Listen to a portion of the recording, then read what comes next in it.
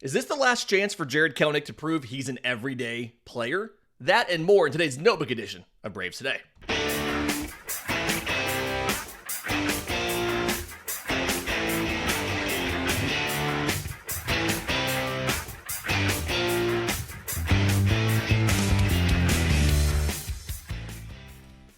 Yes, welcome on in to Braves Today for Thursday, January 30th, your source of news, notes, and updates on your Atlanta Braves. I'm your host, Lindsay Crosby. You can follow me on Twitter and Blue Sky at Crosby Baseball. You can follow the show on Twitter, Braves_today. We have a Facebook page and an Instagram as well. You can find all of my written work, bravestoday.com. That's the Braves Today Substack, as this is both a podcast and a newsletter. Several of y'all have asked different ways to support the show. We don't have merch yet. Let us know if there's something you want for that, and we can get it going. But in the meantime, obviously, tell your friends, subscribe to the podcast, wherever you get your podcast, or on YouTube. Subscribe to the Substack. We have both paid and free memberships. And then always, words of affirmation. I just love hearing that you guys appreciate and understand what I'm trying to do here and help make this show what I think it can be as one of the best Brave shows out there. And I wanted to empty the notebook today. No real giant thing to talk about for 30 minutes, but a lot of smaller topics to discuss. So we're going to talk about the new top 30 prospects from Baseball America. We're going to talk about the non-roster invitee list of spring training, who is on there, notably who's not on there. A couple guys that people asked about or expected to see were not included. But first, a newsletter that I wrote the other day about Jarred Kelenic. You're in a really weird situation here if you're Jarred Kelenic, because Atlanta took on a ton of dead money last year to acquire you. And the plan was going to be almost everyday playtime, but from the bottom of the order, no pressure on you. And let's see if you can develop into, if not the potential star you were expected to be off of your draft status, then at the very least, an everyday player and a quality major leaguer. And the plan almost immediately went to crap. Adam Duvall was signed late in spring training as a platoon partner for Kelenic. That obviously never worked out. Duvall never really got going after the late spring. And then because of injuries, Kelenic went from batting like 8th or 9th. I believe he was batting 9th on opening day. He went from batting 8th or 9th to batting as high as leadoff and went from left field to center field. And outside of a really quality bump in June when he moved into the leadoff spot, like 15 games, he batted .350 with a 1.36 OPS and hit 5 homers, right? Outside of that, he never really looked anything more than league average at best. July 2nd through the end of the season, he hit 175 with a 559 OPS. And Laureano took his playing time down the stretch. Ramon Laureano, who was brought in after he was DFA'd, ended up being one of the everyday starters in the outfield. And Jarred Kelenic got just 8 starts in the month of September. So I dug into some of the numbers. And again, this is all in the newsletter, bravestoday.com, if you want to go see the graphics and everything. But it's like, what happened? And the thing you need to know about Jarred Kelenic, his success, like, one, he's always really struggled against lefties. His career splits, and this counts last year, but his career splits is a 220 average against righties, a 192 against lefties. And his OPS is 150 points different from lefties to righties, right? He just doesn't hit lefties that well. And the idea with the platoon was Atlanta can protect him. And you did see better performance by Kelenic in both regards last year. Okay. Against righties, he batted .236. Against lefties, he batted .206. The OPS difference was 200 points, right? 711 OPS against righties, 516 OPS against lefties. And like against righties, Jarred Kelenic is technically league average. Okay. The OPS on that split was 99. I'm sorry, the OPS plus on that split was 99, which 100 is average. So he was technically an average player against righties. It's just lefties. It was like a 45. He just really struggled there. And a lot of the issues last year came down to his approach. And that's why I'm a little more optimistic than some people that Jarred Kelenic can rebound a little bit in 2025. So let's kind of break it down to you a little bit. He's a fastball hitter. Jarred Kelenic's always been a fastball hitter, right? When you go through and you look at what he's done, I tried to find some interesting little stuff here to illustrate how well he's hit fastballs in his career, okay? 2023, he hit 324 with a 556 slug off of fastballs. He has 47 career homers. 18 of them are on four-seam fastballs. No other pitch has accounted for more than 6 home runs. And when you look at like the pitch usage against him, it's still higher on fastballs than anything else. Also, just a fun fact, I was just curious on this. Home runs he's hit off of fastballs, it's the second farthest distance of all pitch types. Which just, he hits home runs off of fastballs go farther than home runs off of sliders and home runs off of curveballs and all of that. For him, it's odd. Splitters was the leader. He only has 3 homers off of splitters. 2 came last year. They're all 405 feet. 402 for four-seam fastballs. Everything else is 300 and change. So it's kind of interesting there. But his approach last year was really odd. Early in the year, he was sitting fastball, and he was being very aggressive at swinging at fastballs. Like, over 60% of the time, swinging at fastballs. Whereas off-speed, breaking pitches, 50% or below.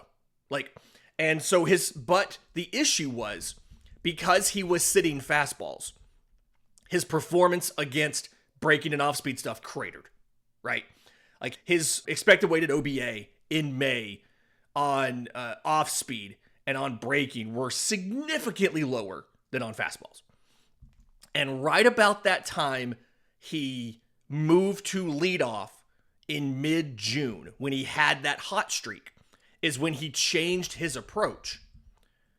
And what Jarred Kelenic started doing was he started backing off of the fastballs, right? He no longer was sitting fastball. He was no longer hunting fastballs.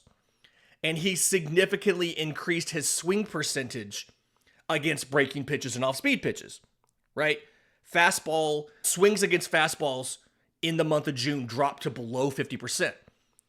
Off speeds, it went up to 60%. Breaking pitches, it went up to 55%. And then he just stopped. And I don't know why.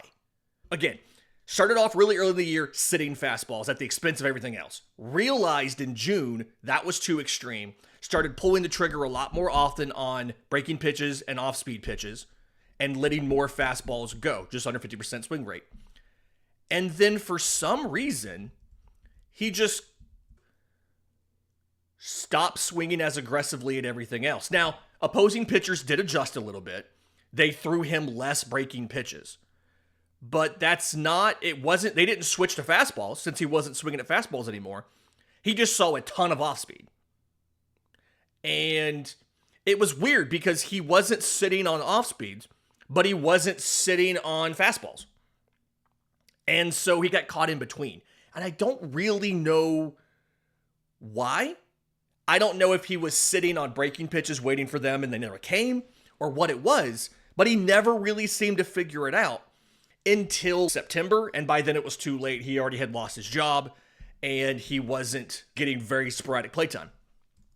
And that's one of the reasons I'm excited about the addition of Tim Hires. We've talked about this kind of ad nauseum now. One of his big things is he wants players to be aggressive at swinging at their pitch.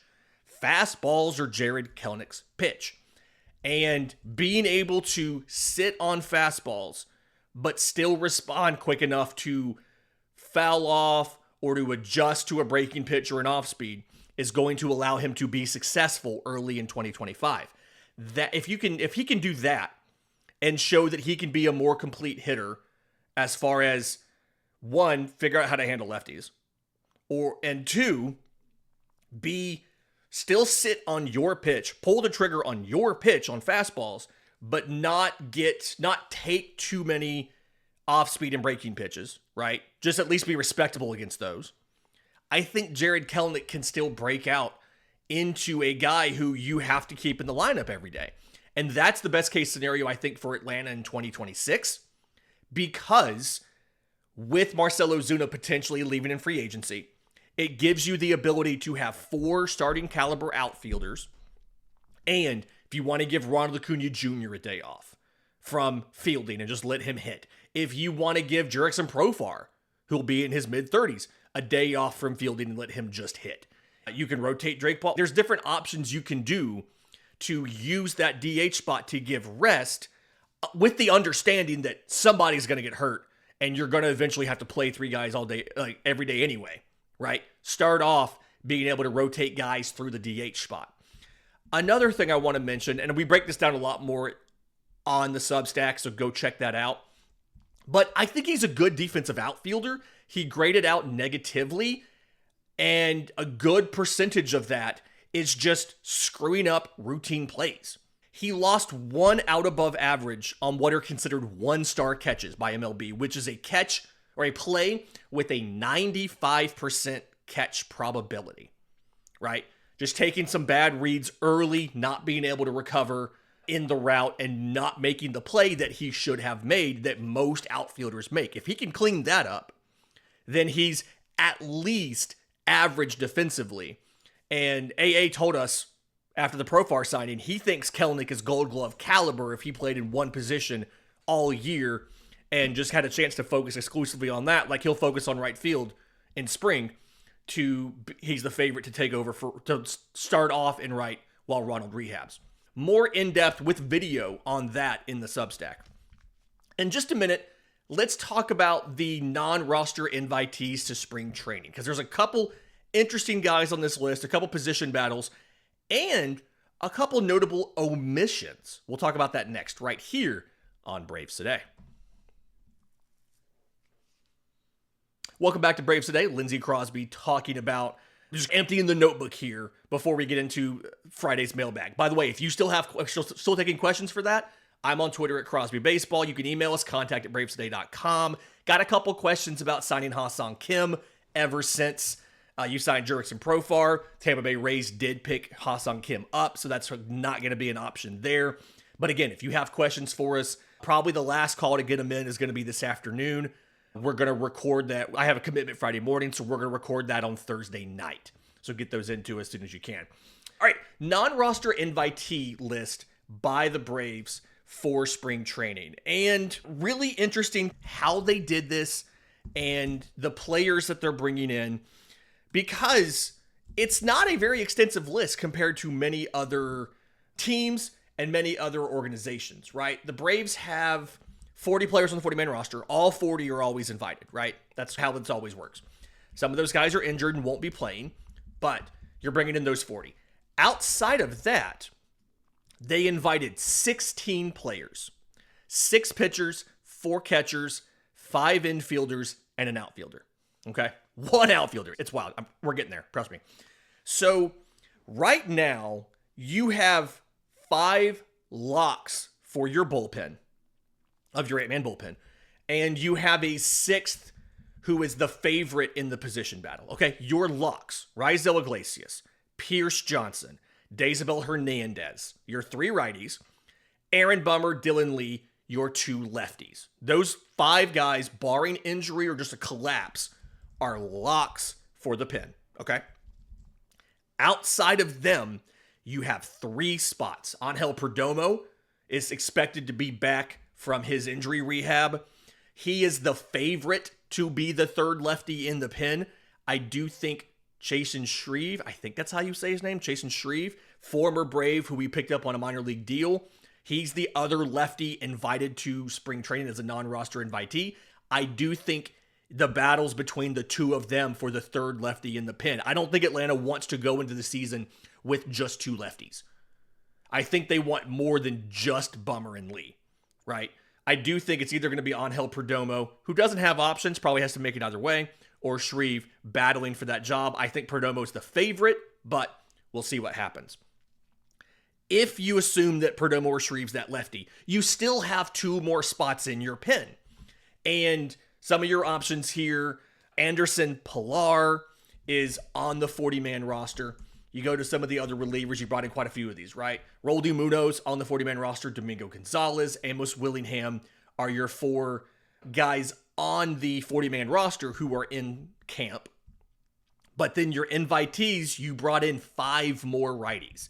Eniel De Los Santos, Enoli Paredes, Royber Salinas, who I honestly didn't think was ready to pitch. He may not be ready to pitch. He may still be rehabbing. They just want him to rehab in Major League camp. I don't quite know. It may be in his deal that he was going to get invited even if he wasn't ready. I don't know. Wander Suero and Jordan Weems. Between those 5 guys, plus the 40-man roster relievers that I mentioned, Gonzalez, Willingham, and Munoz, those 8 guys are really competing for 2 spots. So we're trying to figure out, of those 8 guys, who would be in the 2 spots. That I also forgot Anderson Pilar. 9 guys there, really. 9 guys. Dylan Dodd, technically. He's probably in with the starters. Roster Resource has him as a long relief because when he pitched in Atlanta last year, he pitched 2 innings. It was in relief. I honestly think Dylan Dodd might be one of the next to get DFA'd off the roster. They just don't really seem to want to use him in the majors. But anyway, this is the big position battle. One of the guys who's not invited that I'm surprised about, Hayden Harris, the lefty out of Georgia Southern. He was in camp last year. He's a lower velocity lefty, but guys just don't hit it, right? It's like a very flat approach angle. It's very deceptive up in the zone. So from a stuff perspective, like a stuff plus perspective, it's not very impressive, but guys don't hit it.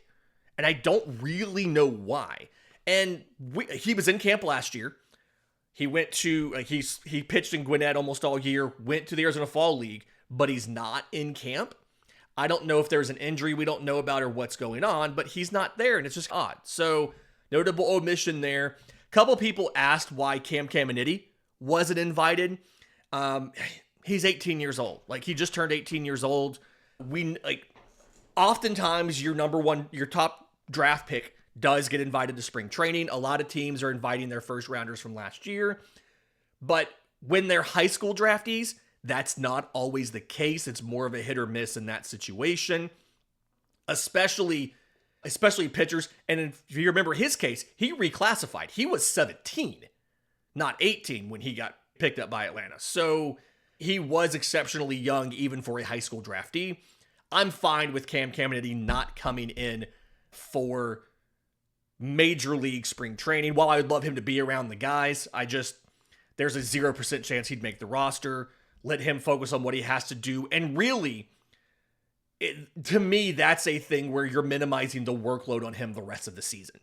Because he's going to pitch a full year in the minors. That first full year for a pitcher in professional baseball is tough.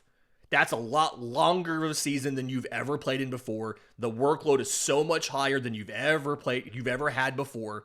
Let's not extend that by making him start throwing in February versus letting him report the end of February or in March for minor league spring training. I'm fine with that.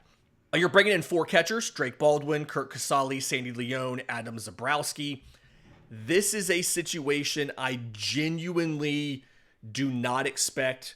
Just to answer the question, it's going to come. I do not expect Drake Baldwin to make the opening day roster. I think Chadwick Tromp is your favorite. I do think that Kurt Casale is probably the other potential backup to this. And yes, that's a lot of catchers. Gwinnett would have a ton of catchers. But Kurt Casale is probably, if he doesn't make the roster, is going to hit free agency. He is what's called an XXB free agent. It's a part of the CBA. He ended last year on a major league team. He then signed a minor league deal. The way that those work is there's 3 different opt-out dates where either they need to be added to the 40-man roster or that guy can elect free agency and go sign somewhere. 5 days before the start of the season is the first one. May 1st is the second date, and June 1st is the third date. So odds are, if Kurt Casale doesn't beat out Chadwick Tromp, he's probably going to elect free agency because we've seen teams want him as a backup, as a depth option. He'd be a popular pick for a third catcher for a lot of teams. I still think it'll be Chadwick Tromp or Kurt Casale. Drake Baldwin, I think the bat's ready. This organization has shown AA's on the record as saying they always support more development time for young catchers, as many reps as you can get them. If Sean Murphy were to miss a month or 2 months with an injury, I do think Baldwin would get called up and would have a chance to be the guy in a kind of a timeshare with Trump or Casali in this case. But there's no sense in calling him up for him to play one every 5 days. They want to play Sean Murphy 4 days a week, right? 4 straight games. Increase the workload, befitting his contract and befitting his skill. And again, we've talked about this on this show. He does better when he's in that situation. So I honestly do expect Baldwin to be in Gwinnett. I love that he's in camp for the 3rd straight year. Let's see what he can do from there. Infielders, Eddie Alvarez, the utility guy, former Met. Garrett Cooper, who first baseman, little bit of corner outfield.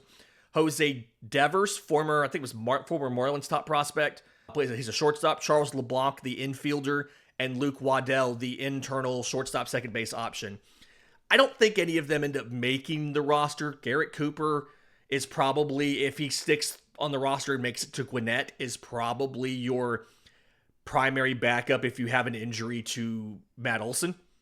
But I don't think any of these guys make the roster. And then one outfielder, Connor Capel, which means your outfield battle for that right field spot is Jarred Kelenic, Brian De La Cruz, Eli White, Connor Capel, Carlos D. Rodriguez. 5 guys competing for one spot because you know that Jurickson Profar is in one, Michael Harris is in the other. Interesting there. All right, in just a second, let's talk about the Baseball America Top 30 list. Some really interesting movement. A couple guys fell out that I wasn't expecting, and some guys jumped. We'll talk about that next, right here on Braves Today. Final segment of Braves Today on Thursday the 30th. Again, we talked about Jarred Kelenic. We talked about the Inter-Rise of spring training. Baseball America put out their top 30 prospects on Wednesday for the Braves. And the top of it is what we expect, right? I've made what I call the composite prospect rankings as organizations or as websites are dropping their lists, right? Baseball America, MLB Pipeline, Fangraphs doesn't have theirs out yet. ESPN just put out theirs. I haven't put them in the list yet. And then some of the either smaller outlets or Braves-centric outfits, right? Dynasty Dugout, we had Chris Clegg on the show. Prospects 1500. Braves Farm System Outfield Fly Rule, that website. Battery Power hasn't put theirs out yet either. And I'm tracking where everybody has everybody. Who has players where. Drake Baldwin is consensus one of the top prospects. He's not consensus number one. I'd say consensus number one is probably AJ Smith-Shawver. I've seen Baldwin as low as 5, but nobody has Smith-Shawver lower than 2, right? Hurston Waldrop's high is 2, his low is 5, right? The top of a system, you typically have some pretty good consensus on these guys. Nacho Alvarez is either 4 or 6 on every single list, and only one list has him on 6, and that's why we're going to weight these a little bit. And I'm going to weight some of them, like Baseball America, more than some of these other prospect evaluators. But there's a couple interesting trends that I noticed on the Baseball America list that I wanted to tell you about. The first one is we've talked about the Curacao connection for the Braves, about how all the MLB leaders in WAR from Curacao have all played for the Braves, right? Whether it was Andrelton Simmons, obviously Andrew Jones, Kenley Jansen, now Jurickson Pro, all of these guys have played for the Braves. There's beginning to be a presence in Colombia for the Braves. Obviously, Julio Teheran, he was the top available pitcher in the 2007 IFA class. He made 6 consecutive opening day starts. I don't think people realize how much Julio Teheran did in Atlanta. Him and Jose Quintana, those 2 guys are the most successful and accomplished major league pitchers from Colombia.